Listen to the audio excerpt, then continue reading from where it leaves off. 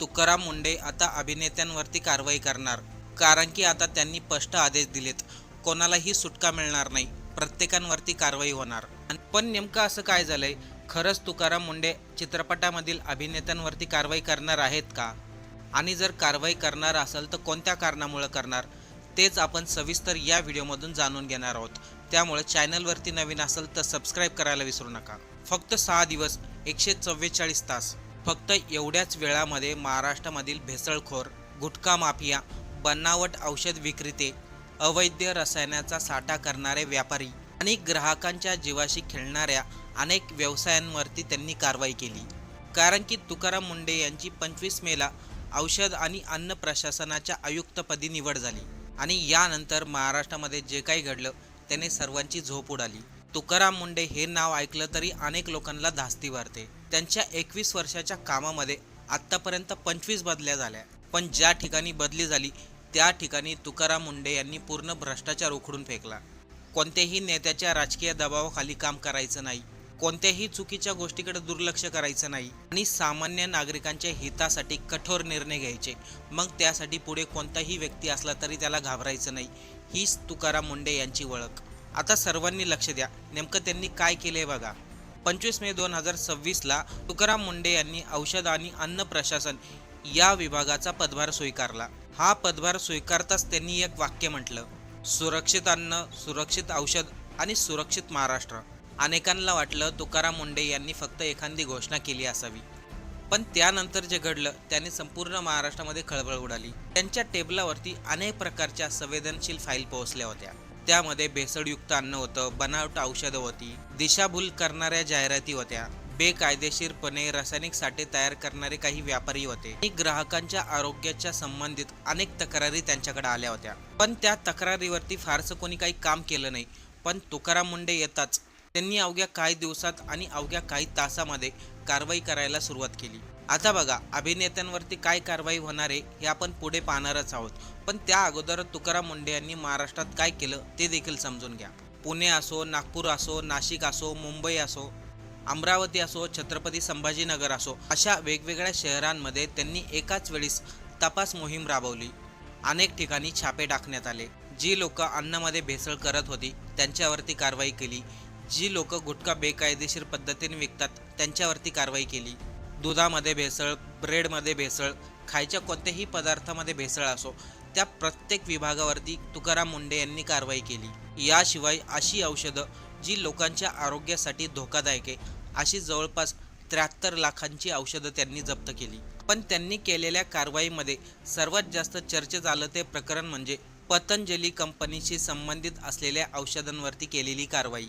जी company पतंजलीसाठी औषधं बनवत होती त्या कंपनीवरती कारवाई केली, कारण की त्या औषधांवरती खोटी माहिती देण्यात आली होती. तुमचं ब्लड प्रेशर कमी होईल, तुमचं वजन कमी होईल, तुम्ही गोरे होताल, अशा प्रकारच्या चुकीच्या माहिती प्रोडक्टवरती देण्यात आल्या होत्या. त्यामुळे तुकाराम मुंढे यांनी ते सर्व प्रोडक्ट जप्त केले आणि संबंधित कंपनीवरती कारवाई देखील केली. आत्ताच गेल्या 5-6 दिवसा अगोदर आपल्याला माहिती आहे, पुण्यामध्ये विषारी दारूमुळे अनेकांचा जीव गेला.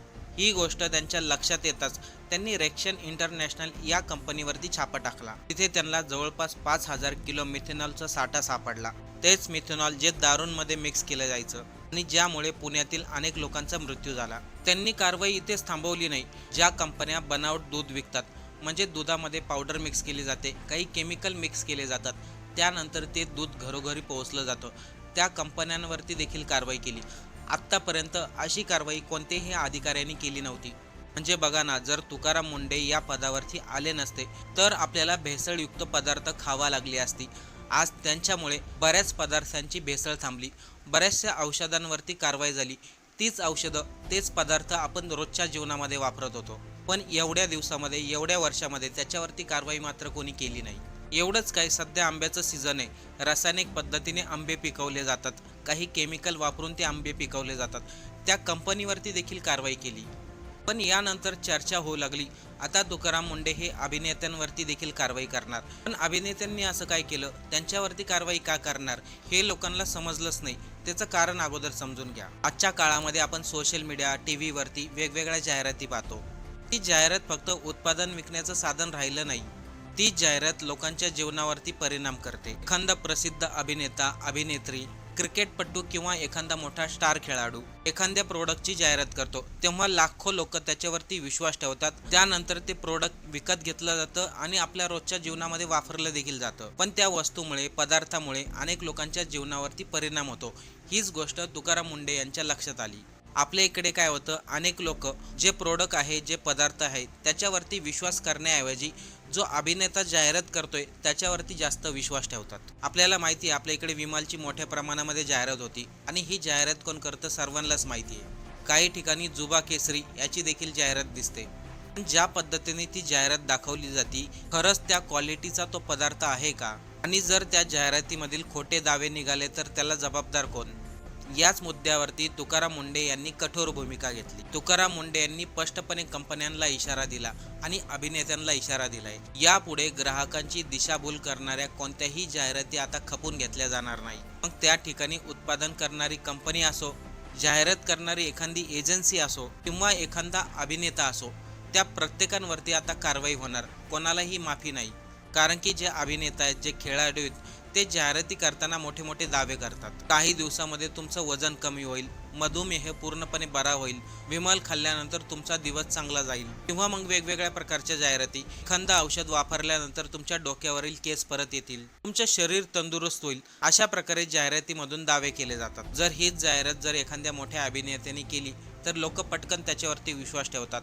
पण जे जाहिरातीमध्ये सांगितलं ते परिणाम जर झाले नाहीत, तर प्रोडक्ट खराब निघालं, व्यक्तीच्या आरोग्याशी खेळ झाला तर? आता तुकाराम मुंढे यांनी प्रत्येक जाहिरातीकडे बारकाईने लक्ष देण्याचं ठरवलंय. सर्वात महत्त्वाचं म्हणजे तुकाराम मुंढे यांनी कोणत्याही अभिनेत्याचं, अभिनेत्रीचं किंवा क्रिकेटरचं नाव घेतलेलं नाही. पण जर इथून पुढे ग्राहकांच्या आरोग्याशी खेळ झाला, त्यांना जाहिरातीमधून फसवलं, तर मात्र संबंधित जो अभिनेता त्याची जाहिरात करतोय त्याच्यावरती देखील कारवाई केली जाईल.